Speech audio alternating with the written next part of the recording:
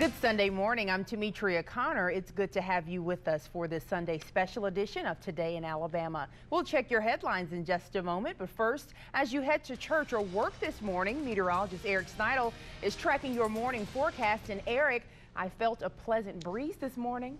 Well, one Hayneville man is behind bars this morning as a result of being connected to 3 death investigations. Hayneville Police Chief Kelvin Mitchell confirmed that 39-year-old Alfonso Green has been arrested and charged with 3 counts of capital murder. Green was arrested Friday, and Chief Mitchell says that 1 count is for the death of Willie Patterson. Patterson went missing in December, and police found his skeleton remains last week. Chief Mitchell is not confirming what cases the other 2 counts of capital murder are related to, but he did confirm an interview with us on Monday afternoon to get more information on this developing death investigation. The chief says a mugshot will be available also on Monday. Green is being held at the John Hewlett Detention Facility in Lowndes County. Again, we will have more information on this developing story tomorrow.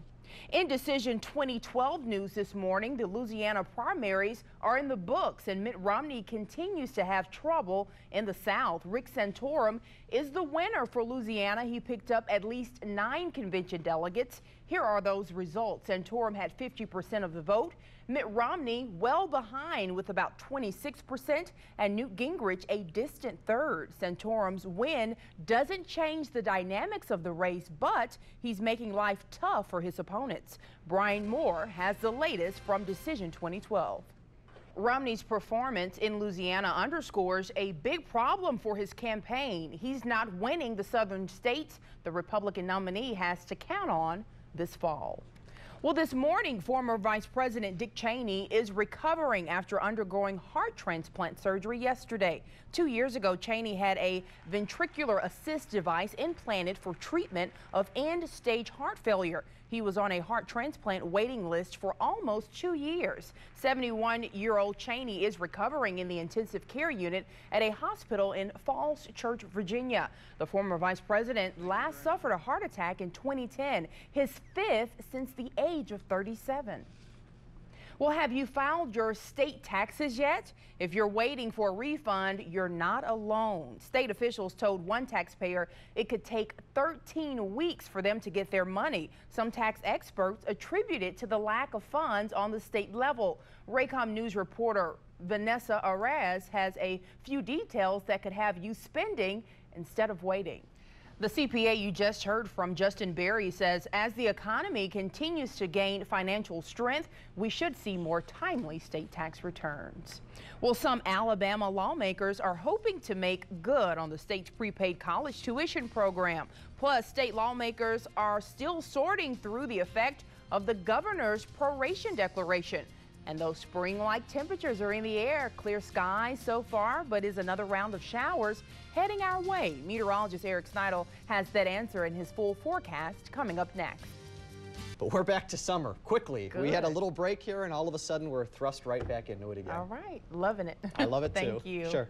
Well, some Alabama lawmakers are still hoping to make good on the state's prepaid college tuition program. 2 bills have been introduced that are aimed at restoring the PACT settlement. The Alabama Supreme Court struck down the settlement, saying it conflicted with the legislature's bailout plan for PACT, which passed in the spring of 2010. The settlement called for the state to pay tuition rates at the level of the fall term of 2010. If the bill passes, the hope is the court will reconsider its ruling.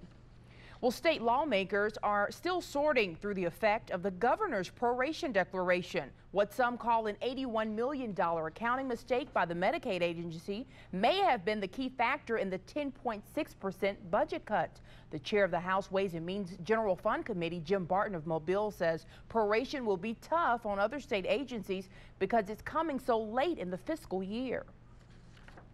They've got to make it in the last 6 months of the fiscal year, and it's going to be really, really rough. I've had a lot of agency heads in my office talking about how they're going to do that, and unfortunately, because of Medicaid, people will lose their jobs.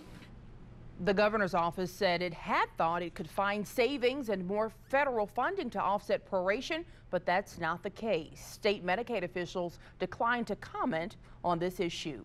Well, a Montgomery Middle School teaching students and parents a lesson for a lifetime, and it's something you can't learn in a book. We'll explain coming up after the break. Bellingrath Middle School is working to turn its reputation around, and it's starting with its students and their parents. Students and parents learned how to deal with conflict at a workshop yesterday. School officials have spent most of this year focusing on providing a positive learning environment, and part of that means curbing violence. This workshop was a way to get that process started at home, inviting parents to learn and understand what the school is teaching about behavior. Our library is full. I mean, danger is one letter away from anger. So when you react on anger, it leads to maybe violent situations. I mean, if you talk your problems out and it'll benefit you. Bellingrath partnered with Central Alabama Crime Stoppers to host this training. School officials say they plan to hold another session in the future. About 35 people were in attendance. Well, the city of St. Jude held a celebration in connection to the Selma to Montgomery March. It's the city's 47th anniversary of the Stars for Freedom rally. During the Selma to Montgomery March in 1965, St. Jude gave marchers a place to rest, eat, and also a little entertainment. Today was in honor of those who helped and who marched. Officials with St. Jude say it's important to remember our past. If we really don't understand the struggles that we've gone through in the past, we don't appreciate those who have done so much for us, we become a nation that lacks gratitude. Singer Harry Belafonte was there to help the group celebrate the occasion. He was also one of the featured entertainers in 1965. Well, sports is coming up next. And we here at WSFA take pride in delivering accurate, informative, and entertaining news to you every day. Our commitment to you has gained our station recognition. The Associated Press has awarded WSFA 12 News the honor of most outstanding news operation in Alabama in a median market. And we want to thank each of you at home for your support of our station for all these years. What an awesome award. I feel like we need cupcakes or something We to do. celebrate. Wake us A up in hand the clap morning. or something, I don't know. Clapping we could do. Clapping or cupcakes. Well, either Eric, works. you are here for a final check of weather, so what can we expect? Well, as for folks who are going to be heading out on this Sunday morning, it's still a little bit chilly out there for some of us, but I'll tell you what, those temperatures warming up rapidly. We're going to be low 60s all the way up to about 70 degrees. I think within the next hour to two, mostly sunny skies continue. Highs today, Tametria, upper 70s to near 80 degrees. You can't ask for much more than that. You really can't. I'm enjoying this weather. This is nice. All right. Well, thank you, Eric, and thank you for joining this special edition of WSFA 12 News Today in Alabama. We'll see you right back here at 5 and 10. Have a good day.